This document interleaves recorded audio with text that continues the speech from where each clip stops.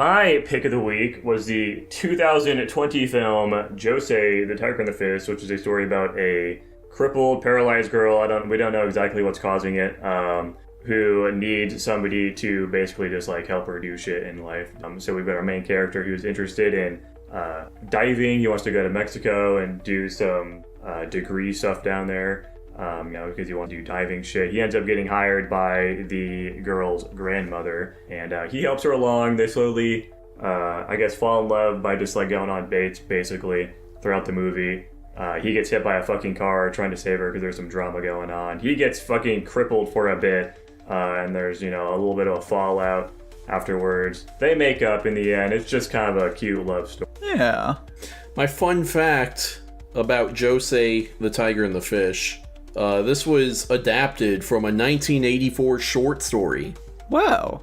There were not many fun facts about this film online, to be honest. Makes sense. Dylan, what'd you think of this one? Why'd you immediately... What's the interest panning towards me for? I'm just interested in what you thought about it. Yeah, I thought it was pretty good. Whoa. Tell us about it. Go on, Tanner. All I was going to say is I think this movie is fine. I don't really have any thoughts beyond that. Oh, okay. Yeah, I mean, okay, we'll find some. I, for some reason, really enjoyed the plot. I don't know why. I thought it was a very sweet, touching story.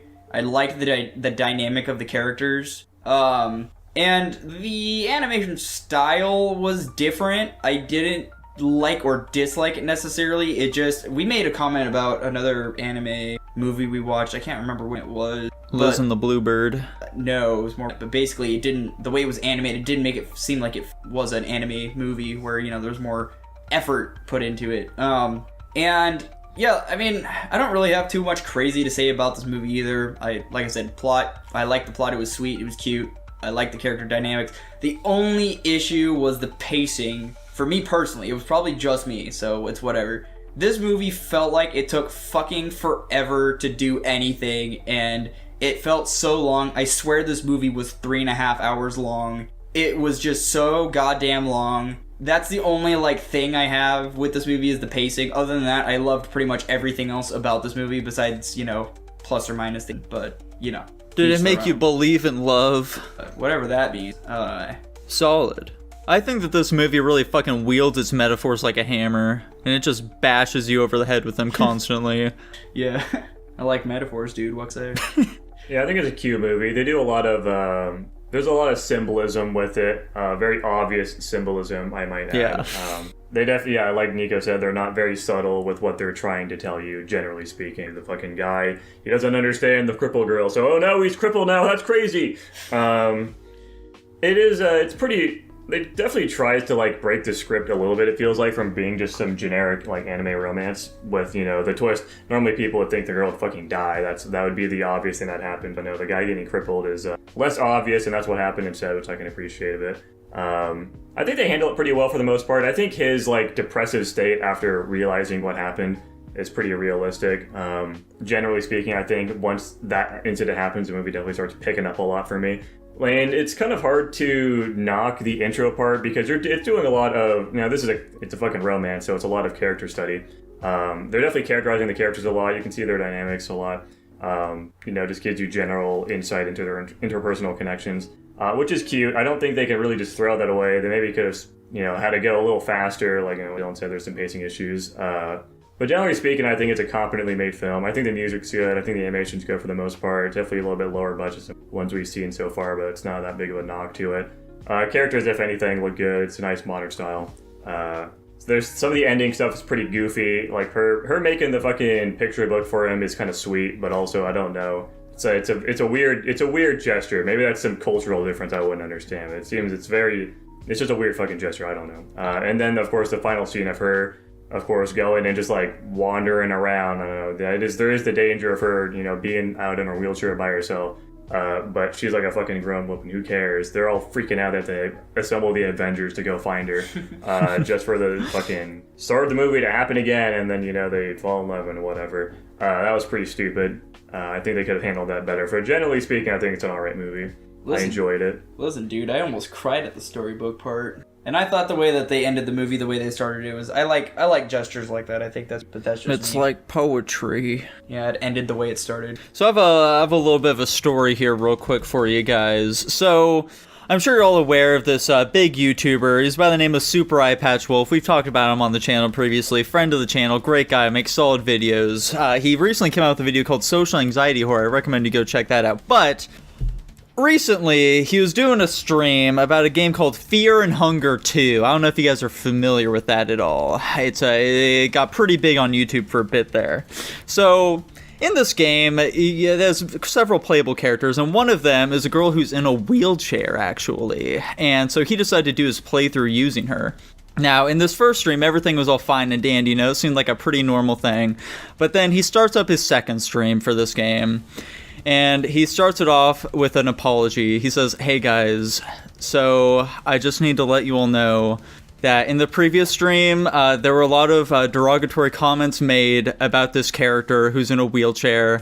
And I just want you all to know that that's really not okay. And we're going to be banning anyone who makes any such jokes from here on out." And for the rest of that stream, it really made quite the sour mood, like the whole atmosphere just kind of dropped. And he kept trying to hype up this character, like, "Oh man, guys, like this character's so cool. Like I don't understand why you'd want to make jokes about her. Like look at her, she's fucking shit up." And it really just goes to show that, like, as the saying goes, if you want to know who rules over you, look at who you're not allowed to make jokes about. And it's people in wheelchairs, apparently. They're who we're not allowed to joke about at all. This had nothing to do with the film itself. It was just about another character in a wheelchair. I wanted to really pad out our review here, though. So, guys, Dylan, where are you ranking it? I gave this movie an A-. Wow. Dude, Jackson, how about you? Dude, how about you? Okay, B-. How about you? I gave it a B+. I also gave it a B+. I think it's cute. I enjoyed it. I don't know if I'd watch it Same. again, but I wouldn't. the start is, I imagine watching it a second time would be pretty grueling. I think it's a cute movie, but I don't know if it's deep enough to have like a ton of like maybe minor details early on. It was like we said, maybe that's just us being stupid and we're not being perceptive enough. Maybe there is a lot of subtlety to this movie that we're just completely missing because there are a lot of just like bigger obvious themes that are kind of like trapping us into thinking it's a much simpler movie than it actually is. I was watching some reviews of it, and people definitely dug a lot deeper. I wish I kind of remembered some of the things they were talking about. But there's some reviews that were glazing the shit out of this movie, and they seem like they knew what they were talking about. I agree with a lot of what they're saying, but of course I did one ear, not the other. Yeah. I checked out some of those reviews as well, and I was like, damn, these people like this movie a lot more than I did. I didn't notice any of this shit, and I don't really care about any Yeah, of what did this have on Rotten Tomatoes? Like 100% review score, Yeah. like 97% audience score, or something crazy. Yeah, It's because the people who watch anime movies only watch anime movies, so that's their only frame of reference on what a good movie is. Dude, wrong. I literally watch anime movies and other well. Wait, I got a dumb question. What's yeah, up? go for it. No. You guys rewatch movies to see if you pick up on details you missed before? Not Sometimes. frequently. Yeah. Yeah. Okay. Very I do heard- think that there are plenty of movies that do benefit from having a second watch, though. I think there are quite a few movies on our list that if we went back and watched, I feel like we would have different opinions on. Like Okay. Skinamarink. Yeah, exactly, Maybe. like Skinamarink. I may give that another watch. I mean, legitimately watched Skinamarink again, and I enjoyed it more the second time, but that was because we were fucking riffing on it the entire time, and I was watching it in a more like private setting at the same time. I'll watch it with you at some point, Jackson. That way I can have a more positive experience watching it. Jackson, do you want to watch it for a third time? Yeah, I should probably say the overall ranking of this film before we get onto a tangent about Skinamarink. Yeah, it's landed at a B+ overall. Wow. You said third Whoa. time, dude. I had to rewatch that movie like 5 times. But you didn't watch it start to finish 5 times. No, I didn't, because the first time I made it like a third of the way through. The second time I made it almost halfway through. The third time about the same. Fourth time about the same. And the last time I just did from halfway to the end. So, there's An that. ideal viewing experience, as we call it. Yeah. Sure, dude. What? Man really busted it out. Anyway, yeah, I usually watch movies over again because I think they're cool, not because I try to get details. That's why I was trying to figure it out, because you guys always talk about rewatches for details or something. I don't Well, know. there's a lot more you can get from a movie. Like, you can watch a movie again because you enjoy it. Like Shutter Island, for example, is one of my favorite movies ever. Oh, yeah. And that movie is really cool. I enjoyed it a lot. I want to watch it just because it's a cool movie. But also, there is a lot of things you just miss. There's a lot of, like, just subtle details that they put into the film. Yeah. And being able to watch it again to capture those and get more insight into them, appreciate the film more in a different way, maybe. Yeah, psychological cues and whatnot. Yeah, some things like that. It just adds a lot. It's fun. You can watch a movie specifically because you want to go and find those things again, but also you got the benefit of liking movies. This is more. I feel like we're talking about less shit than the fucking movie than the actual movie. In this review. I did that with Godzilla. It's fine. Like how I said, I noticed some things about this movie. Anyway, doesn't matter.